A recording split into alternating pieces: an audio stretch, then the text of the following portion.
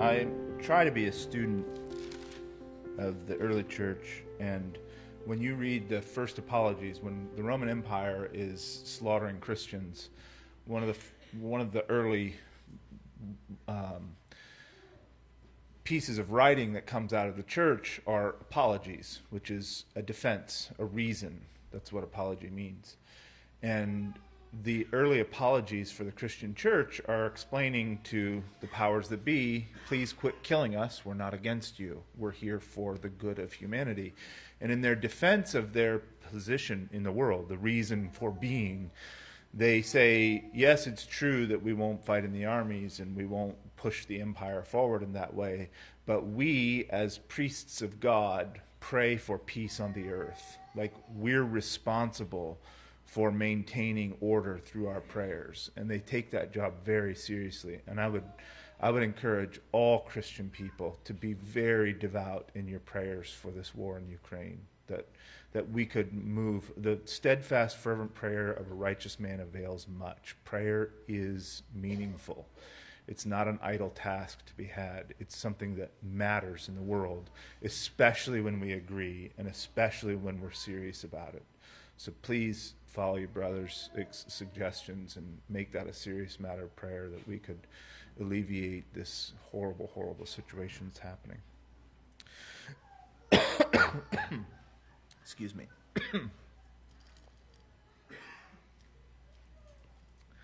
So, when I was planning to come out here, I put a piece of paper together, right? And I put Friday night, Saturday night, Sunday morning, Sunday night.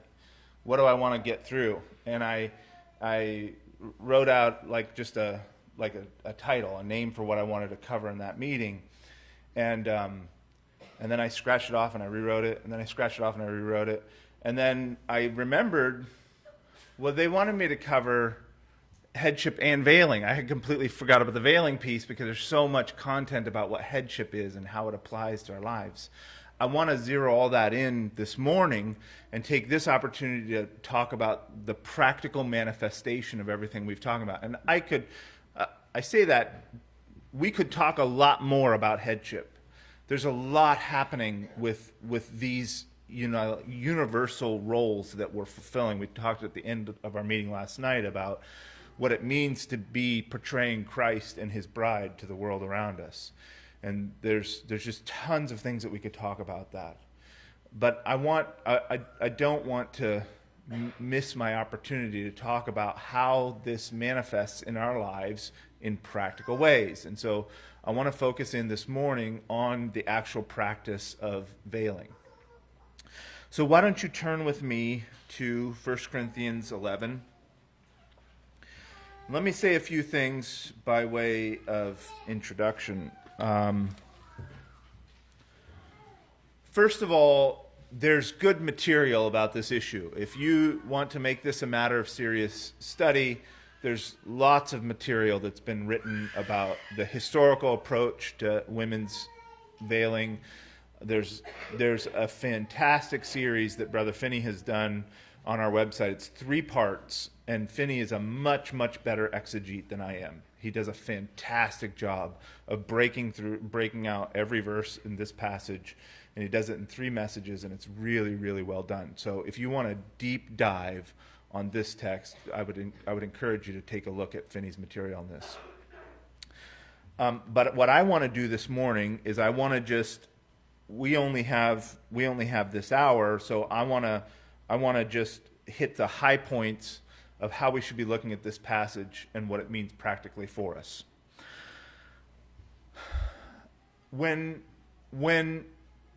Since I just shared my testimony, let me share kind of like my own experience in coming to these convictions of a practical view of 1 Corinthians 11. I mentioned before how I came home from work and Erica was pointing out this chapter, and we studied and studied and studied. And where I finally came to as a head of my home, because Erica was looking to me saying, what should we do with this? What should we do with this? I finally got to the place in my study and prayer, and I sat down with Erica at the table, and I said, here's what I think we should do. I don't know yet if it's required for you to wear a head covering. I don't know. I'm not all the way sure. But I am sure it's not wrong to wear one. And I'm worried that it might be wrong not to wear one. So why don't you wear a head covering while we sort this out? Let's err on the side of obedience. Let's err on the side of being faithful and see what happens. And we can always change our minds. Like, it's not written in stone. If we decide this isn't true, then we'll do something different. But for now, we're concerned enough about it. Let's try to be faithful. And that was an important step for me. It was an important step for her to say, when we're approaching the scriptures, which side are we going to fall on? Are we going to fall on the side of, let's just do what we want? Or are we going to fall on the side of, I want to be as careful as I can? Here's where this leads to. I interact with people all the time, coming from all kinds of different church experiences or no church experience. And when they're approaching the church and when they're approaching the scriptures and when they're approaching practical matters of what it means to be a Christian in the world, there's two approaches. One is, what do I have to do so God isn't mad at me? How much do I have to do so that I can sleep at night knowing I'm not going to go to hell and God's not cursing me? Well, that's one way to do it. The other way to do it is to say, how can I please God? I don't want to not make God mad. I want to make God happy. And those are entirely different pursuits. And I think that in almost every practical application of the scriptures, there's a tendency to one of those two perspectives. I'm either trying to avoid making God angry, or I'm trying to pursue his pleasure. And that makes a really different perspective for the person and outcomes. I think it's much, much better whenever you approach any issue is, what would make God happy? So keep that in mind for your own life. So we did that. We said we want to make God happy, and we're concerned this is an issue, so we're gonna follow through. And some really interesting things happened. Now I'll tell you this. So this is the journey from a perspective of a person. We don't know a single other person in the world that does this. So we found 1 Corinthians and we started doing it. And we're, as far as we know, we're the only humans on earth doing this. I didn't know you people existed. So when we make this decision, Erica's like, well, how do I do it? I was like, I don't know.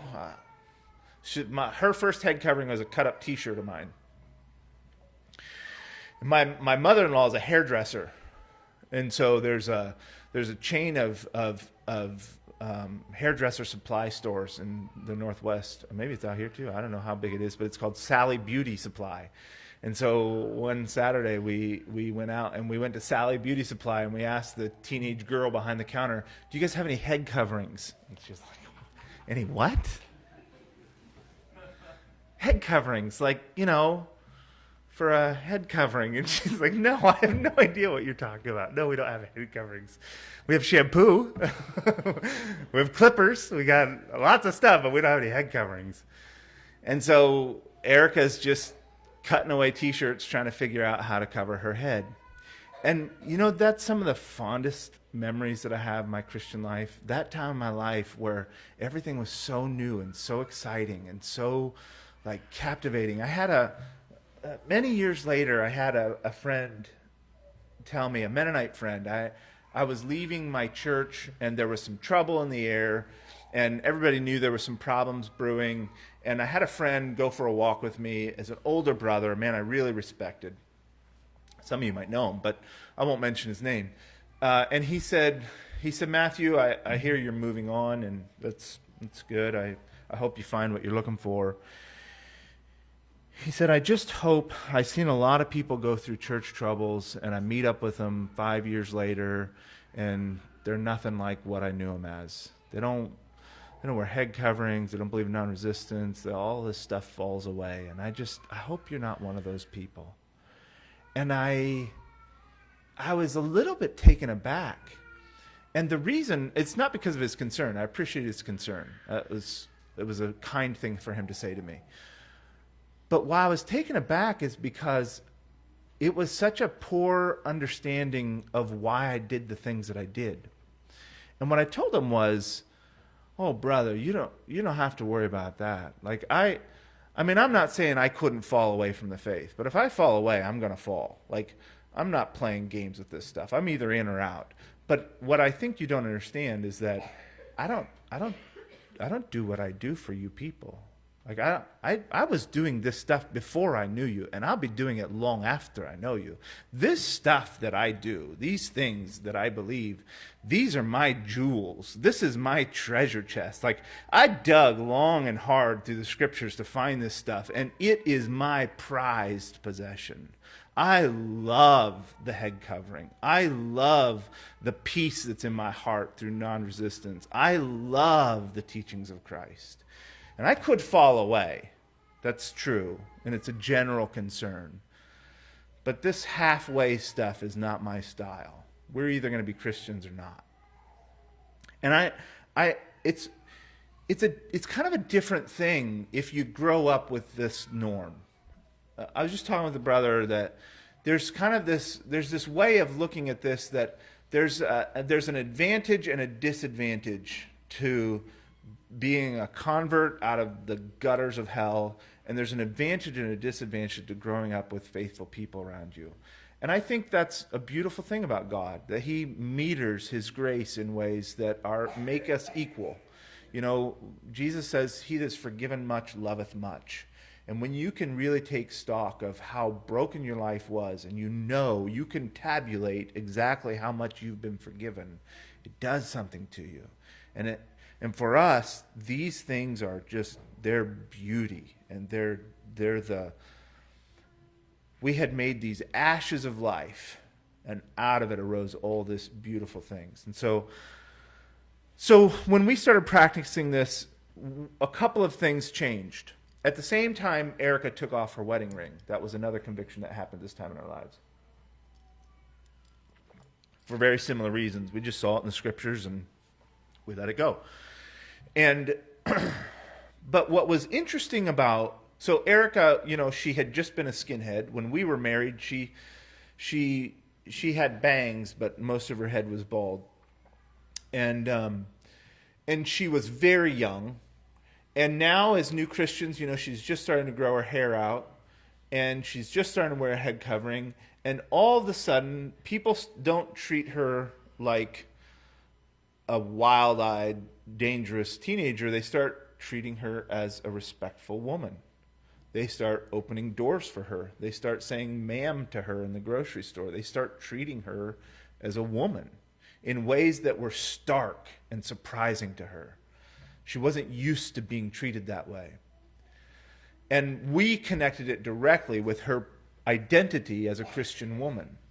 The other thing that happened was we started interacting in a different way.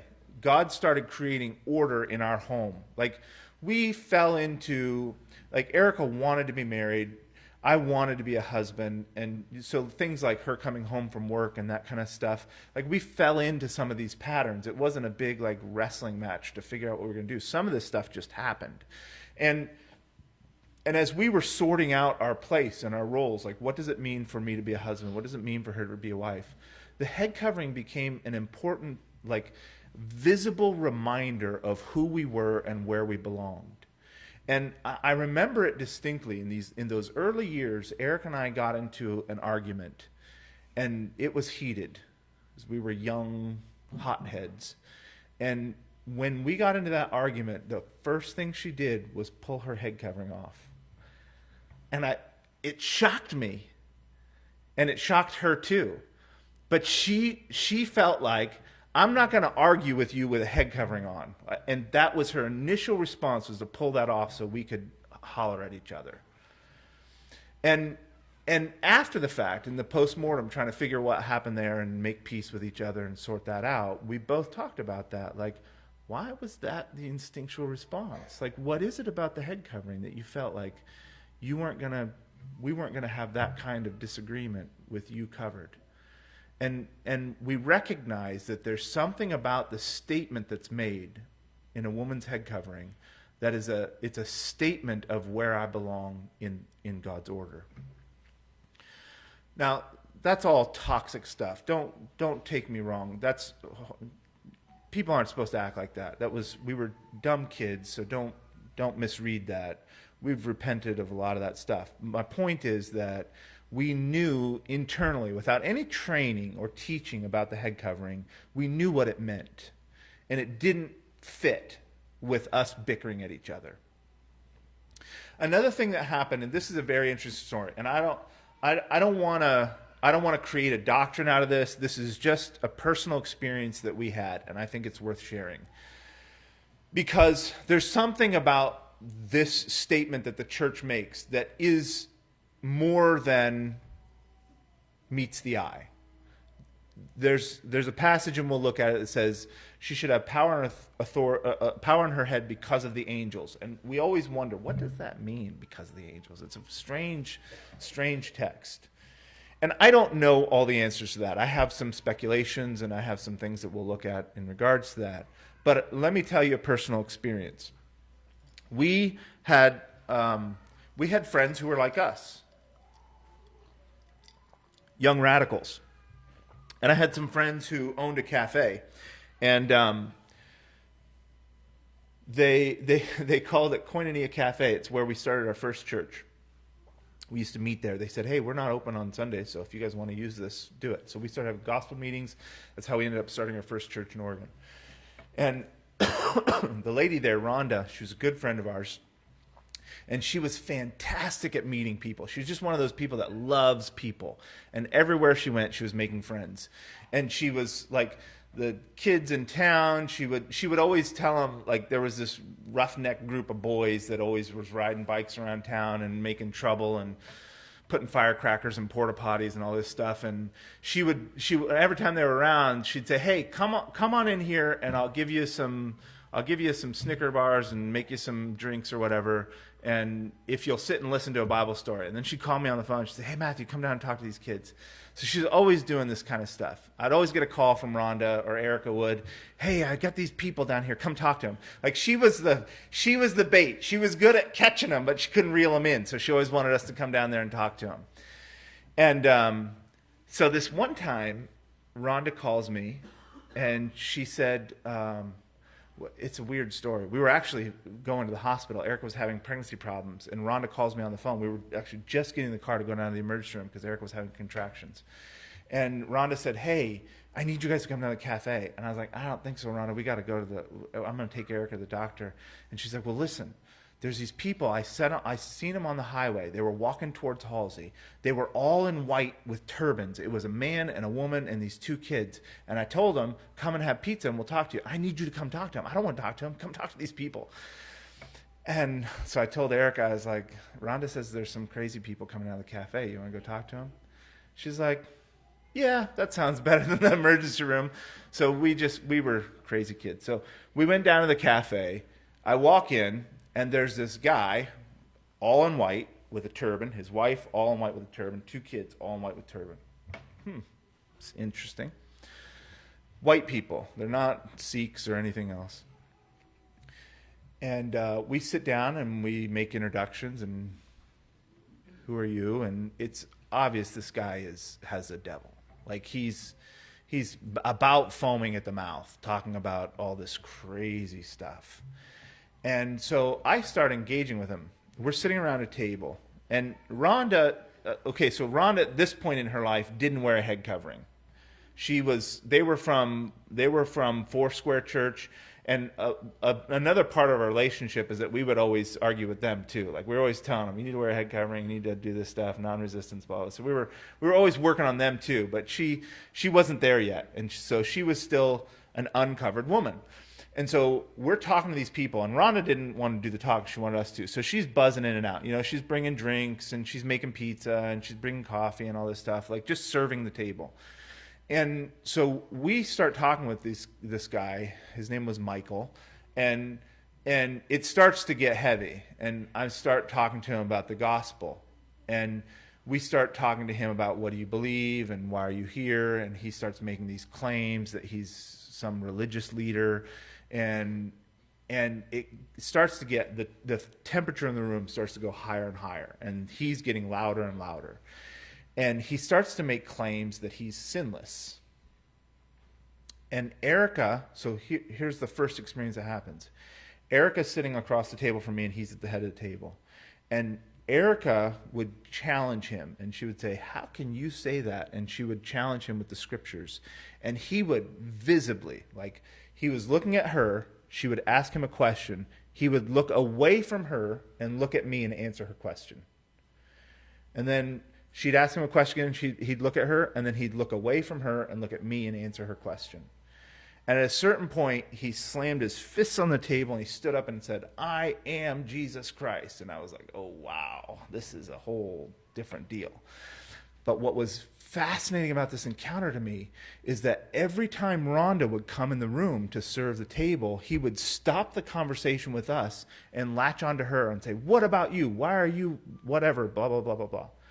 And it was very clear to me that there was something spiritually happening in the room that was very different between Erica's interaction with him and Rhonda's interactions with him. So I kept this in my heart for a long time, and I thought, what is it about this situation? And I began to what I think is the case is that when we as the church practice the head covering, we're making a statement about God's order. We're making a statement, and I don't like the idea of saying that head covering is a protection, that you can never be attacked because you wear a head covering. I don't think that's healthy, because there's not a promise that you can't be hurt if you wear a head covering. That's a wrong application. But what I would say is that there is something supernatural and spiritually significant about the statement that we as the church make when our women cover their heads. It's a recognition of God's order, and it's saying that we as God's people understand who and where we are. And that statement is declared to the heavenlies, to the angels and the fallen angels. They recognize that we're making claims about God and his order when we practice this in the church. I don't know if you're familiar with it, there's a book that's written about this subject that's kind of interesting. It's by a man by the name of Scofield, not the Scofield, a Scofield. And it was originally published as Sunset of the Western Church, and it was republished as Demons in the Church. You familiar with it? It was going around in the 80s in particular. It's kind of hard to find, but Scofield's premise is this. He would say that the head covering is an ordinance in the church, just like baptism and communion. And the reason it's an ordinance is because Paul says, keep the ordinances as I've given them to you. And what he would say is that when we declare God's order, we're making a statement not just to the world around us, but also to the angels. And the fallen angels in particular, who rebelled against God's order, were a rebuke to the fallen angels because we represent God's order that they rejected. I don't know what all the ramifications of that are, but it's interesting. Now, here's the point that he pushes that makes this practical. He says, why do we have all of the crazy excesses that we have within especially the Pentecostal and charismatic veins of Western Christianity? He would say there's two things that are happening. On the one hand, you have a whole group of people crying out in Jesus' name for supernatural influence and input into their lives. We want to see spiritual manifestations. We want to see miracles. We want to see the supernatural revealed among us. That's the claims of these groups of people. And at the same time, with their practice, they're saying, we reject God's order. And the combination of those two messages brings all kinds of supernatural influence that's not from God. So you get these barking revivals and laughing revivals and crazy nonsense happening in these churches. And that makes a kind of sense to me, that if you're going to cry out for supernatural influence in your life and reject God's order, it's not God's influence that you're going to get. So those are experiences that we had with this, and and as I grew in this conviction, I began to have experience after experience that confirmed. And I remember there was a certain point in time when Eric and I kind of circle back around. We had started this premise under, I'm not sure if we should, but I think we're going to until we know. There was a certain point when we circled back around and we said, we are sure. Maybe it was after that experience, but there was a certain time when we sat back down and we said, okay, we're sure. What God has done in our marriage through this, what he's done with your identity as a woman in the world with this, what we've seen in supernatural realities with this, we're convinced God's shown us abundantly that we're on the right track. And then he led us to people. Then we started to meet people and because that was another big step for us, is that we got to a place where we were like, I was a proud young man, but I wasn't proud enough to believe I could be the only person in the world that saw the Bible right. And I remember praying specifically, Eric and I saying, God, we're going to have to reassess here at some point. I can't maintain this position that I'm the only person in the world that's right with the Bible. I was going to church after church and nobody believed what I believed. Nobody was doing what we were doing, and it just about wore me out. And we were making that prayer to God. We've got to see some people who are doing what we're doing. We've got to be confirmed in the church that there is a practice that we're following, that other people see and other people do. And about that time was our first run-ins with Mennonite people. And we were like, there it is. And the covering worked as a litmus test. And I don't know if this is the best idea to do all the time, but at this point in our life, the covering was a litmus test to us as seekers. And we said, what the premise was, if I meet a woman with a head covering, I can make certain assumptions about her and her life and her people. It means not just that you wear a head covering, but it means you think about the scriptures in a certain way. Because everybody I knew that was calling themselves Christians read these passages and didn't follow through with them. So if you read this and follow through with it, it must mean that you think about the scriptures the way we do. That's not always the case. Do you know it's not the case? When people don't know why they do what they do. When people don't, it was the saddest thing to us when we were first coming around Anabaptist circles, and we would, okay, so here's an experience. It was at a Cabela's. I was working at a Cabela's in southern Michigan. It was a brand new store. I was working 3 jobs. And Erica came to meet me at work one day, and a group of Mennonites was lingering about, and we hadn't ever seen these people before. And Erica literally ran after this woman. And she ran up to her and she said, hey. And the lady was kind of shocked, and she said, why do you wear that thing on your head? And Erica had a head covering on, and she looked at her like, why do you? She said, because of 1 Corinthians, why do you? And she said, yeah, that's why. And she said, we don't, who are you? We haven't met anybody that does this. Who are you? And she said, well, we're Mennonites. They were from Shipshewana. And so Erica met up with this woman. They started writing some letters. She sent her a head covering. Super sweet. I wish I remembered her name. I wish I could thank her for her encouragement that time in our life. It was really sweet. But we had other experiences later where we would meet up with women. We would run into them in the wild, I would call it, just in a grocery store somewhere or something. And we would say, what? Tell me about why you wear a head covering. And the answer, I would always just fall in my heart. It was it's just what our people do. No, that's not the right answer. It's not because it's what your people do. I mean, I'm going to give the benefit of the doubt that some of those sisters, it's an uncomfortable experience and they didn't know how to say it or how long to spend. But if anybody ever comes and asks you, let me just tell you this. If anybody ever comes and asks you, says, why do you wear that thing on your head? Please have an answer. It says, be ready always to give an answer for the hope that lies within you. And I know that's talking about the gospel. I don't want to abuse that verse. But know why you do what you do. Teach your children why you do what you do. And I think having meetings like this is a good way for you brothers and sisters to take care of this and say, we're going to dedicate some time to talk about these issues so we can have an answer. It's important to know why we do what we do, not to just go along because it's in a tradition. Those traditions are valuable. They're meaningful, but they don't hold. You need to have a reason for why you do what you do. So let's break into this text. And I want to just highlight some things as we look through. In chapter 11 and verse 1, he says, "Be ye followers of me, even as I am also of Christ." He starts by talking about his following of Christ. And the rest is coming as, I want you to follow me because I'm following Christ. He says, "Now I praise you, brethren, that you remember me in all things and keep the ordinances as I've delivered them to you." So he's talking about ordinances, the things that are set in order, the things that are handed down.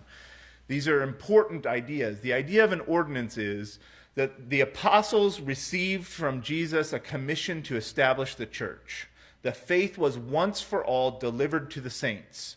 So we start with Jesus with a pure doctrine and a pure church. The Holy Ghost helped the apostles to write the text of the Gospels and to establish the first churches. And so we begin at zero. We begin with a pure doctrine and a pure church.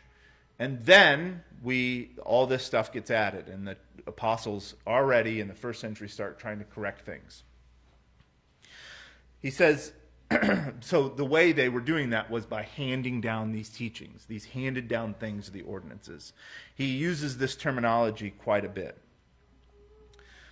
He says, "I would have you know that the head of every man is Christ, and the head of the woman is the man, and the head of Christ is God." And we've talked a lot about that, but I want to highlight one more thing before we leave off of that text.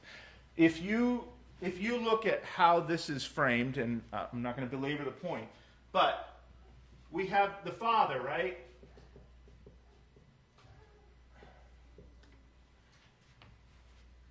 "For God so loved the world that he gave his only Son."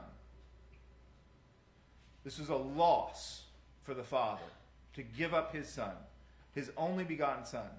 That's what he was willing to give up for our benefit. So there's a loss of the Father. We know for Jesus, for the joy that was set before him, he endured the cross, despising the shame. It was a loss for him to be in his position as the Son. For our good, he sacrificed himself for man.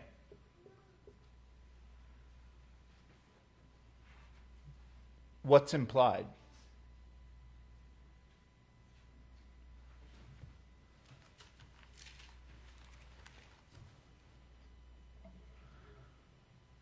What's implied is, husbands, love your wives, even as Christ also loved the church and gave himself for it,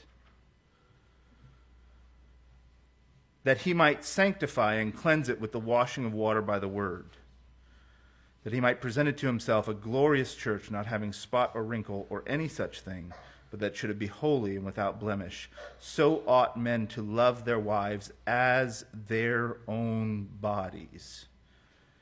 He that loveth his wife loveth himself, for no man ever yet hated his own flesh, but nourisheth and cherisheth it, even as the Lord the church. What's implied in this formulation is that husbands love their wives and give themselves for them.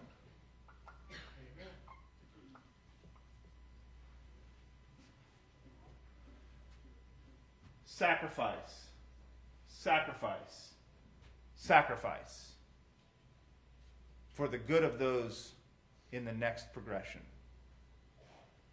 That's what's supposed to happen.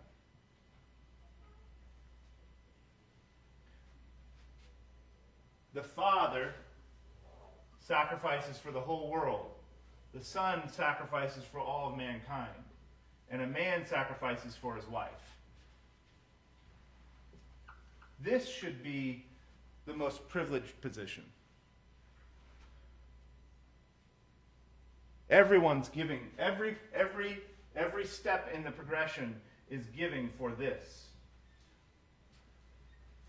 And when I see this and I look at this and I'm like, how is it that this teaching ends up making people feel like women are suppressed and oppressed and trodden down? If that's happening, we're doing the opposite of what it's supposed to be. our sisters, our women, should feel the most privileged, the most cared for, the most sacrificed for, the most laid down for. That's what I think that passage means.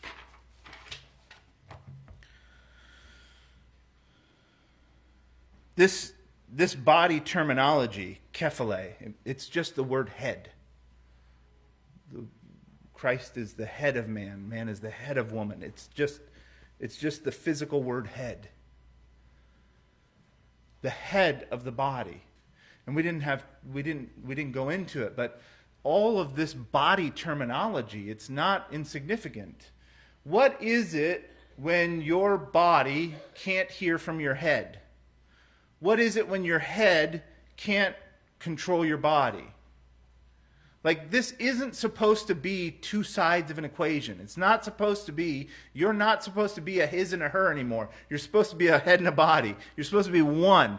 Out of two, he has made one flesh, one body, one person. And that is supposed to be in cooperation, in collaboration, in sympathy, in mutual support. Here's what happens if you're in a traumatic situation. The case of shock is your body shutting down to preserve your head. And when you meet somebody in shock, their head's disconnected from their body. Like the messages aren't being sent. They're shutting down. I see marriages that are in shock sometimes. They're shutting down. The communication isn't happening. It's not flowing. It's not working. They're not in connection with each other. And you can't imagine I love the way that the Bible uses phrases. Like, no man ever yet hated his own body. There's another one that says, out of the same fountain, you can't have sweet water and bitter. Like, it's either one or the other. You only have one water. But that's to highlight how people say nice things and evil things. And no man ever yet hated his own body, but we find people that hate their wives all the time and are bitter against them and are out of sync with them and vice versa. But let it not ever be so among us. This terminology of the body, this terminology of head, it means it's exclusive. You only have one head. Or you're a mutant. You have one head. My body can't follow another set of instructions from a different head. You have one head. It's exclusive. That's the point. It's also descriptive. What does it mean to be a body? What kind of deformity or malady would a competition between body and head look like? It's a sickness if it doesn't flow right. And if you're at a place where it's not flowing right, where there's not a good cooperation, where you're not on the same page, where there's not harmony, where it's not flowing, where it's not just natural, that, I don't have. Can you imagine if I had to think through? There's actually a condition with traumatized brains where you lose the sense of your body in the world. It's a rare condition. But what happens is that people that experience this, they have to think through, they have to move every muscle individually. So they have to learn how to consciously control every mechanism. So they can't just pick up the paper. They have to think about, how are you moving your arm? What about this muscle? What about that muscle? What about this? And they have to consciously move every step. And imagine what a debilitating condition that is if your body doesn't just respond to your mind. If the head doesn't just have the capacity to say, pick up the paper and you pick up the paper. Speak and you speak. Look and you look.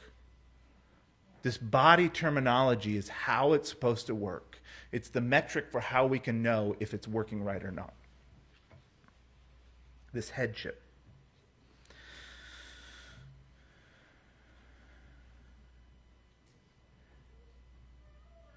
Does your body ever feel oppressed by your head? Does your body ever like, no, I'm not going to do that? Is your head ever like, is your head ever demeaning to your body?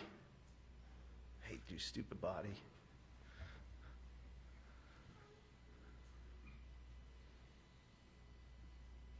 It's beautifully done because it's so simple to understand. These things are supposed to be meshed together as seamlessly as your body is meshed to your head.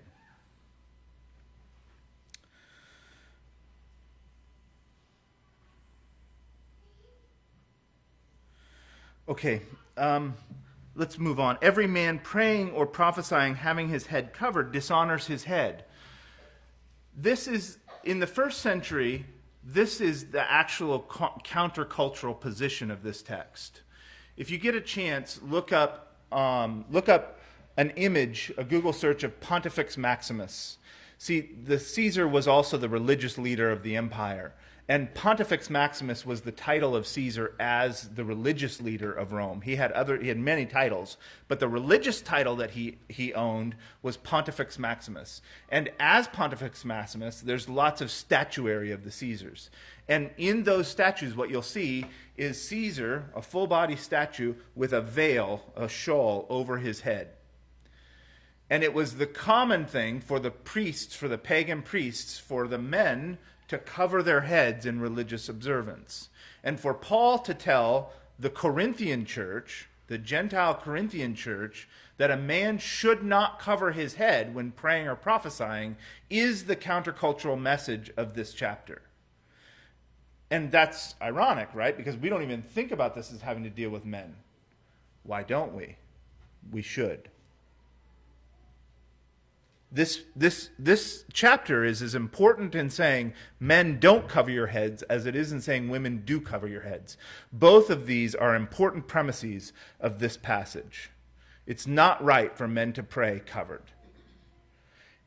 And just practically speaking, in terms of how we live this out, what I would say is it's as appropriate for me to have my head covered as it is for my wife to be uncovered.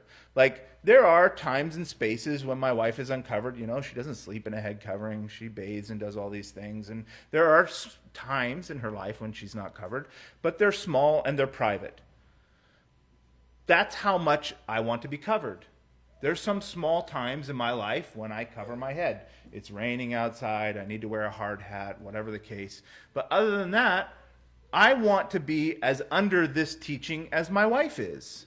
I want to be as subject to this teaching. I want to own it to the same capacity that she does. Because it was written to me too, brothers. It was written to me that I'm not supposed to cover my head when I pray or prophesy. And if there's an argument to be made about how often our women should cover their heads, that same argument applies to how often we should not cover our heads.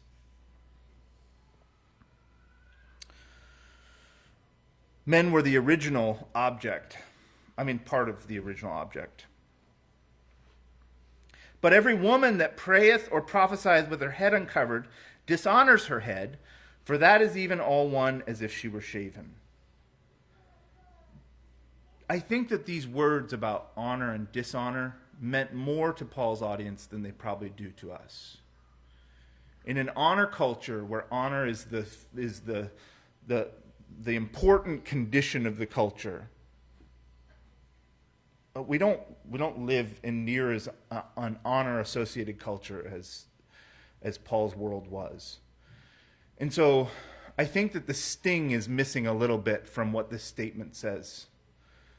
To dishonor is like, it's a really bad deal. I think sometimes when I read this at the modern audience, it's like people take it like, they would rewrite it to say maybe it's insulting to pray or prophesy. It's insulting to your head. Insulting isn't a right modifier. It's not a right translation for that. I think that's what we do in our culture. We would think of it as insulting, but it's much more than that. It's like bringing shame. It's like if you, I don't want to make an analogy. Something horribly shameful were to happen to you, like in public, to be exposed in a shameful way in public, like this horrifying, you'd be mortified. Like that's more what this is about. when it says that you dishonor your head if you pray or prophesy. And here's something else I want to point out. I'm already out of time. Here's something else I want to point out is that what are we talking about? When are women supposed to cover their heads? When praying or prophesying? Now, there's some interesting things to talk about with that terminology, praying and prophesying. There's many people that think that that's a merism, like from the rising of the sun to the going down of the same, the name of the Lord shall be praised. That means from east to west. It means from as far here as to there. It's like saying from A to Z. Like when the Bible says he's the Alpha and the Omega, he's the A to Z and everything in between. That's a merism. You bookend the beginning and the end, and it includes everything in between. And a lot of people think that this prayer and prophecy is a merism because it has a rhyming meter in Greek. And so it's kind of like a convenient way to say, some people would say it's a convenient way to bookend like A to Z. Like the A to Z of your spiritual life, that's when she should cover. Whether you subscribe to that or not, what we do know, what's an obvious fact, is that women are supposed to cover their heads when they pray or prophesy. When do our sisters prophesy? It begs the question, right? They're supposed to cover so they can pray or prophesy. When are our women prophesying? Prophesy means to speak God's truth. It's to be a mouthpiece for God.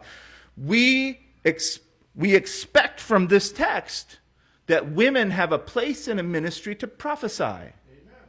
That's the whole point. We're making space for our sisters to prophesy. You sisters can prophesy. You just have to cover your heads. That's pretty cool. You get to speak for God too. It's important. It's an important ministry that our women have space to speak for God. They know him. They love him. They're redeemed by him. They have something to say. And they're going to say it in order. So think on that for a little while.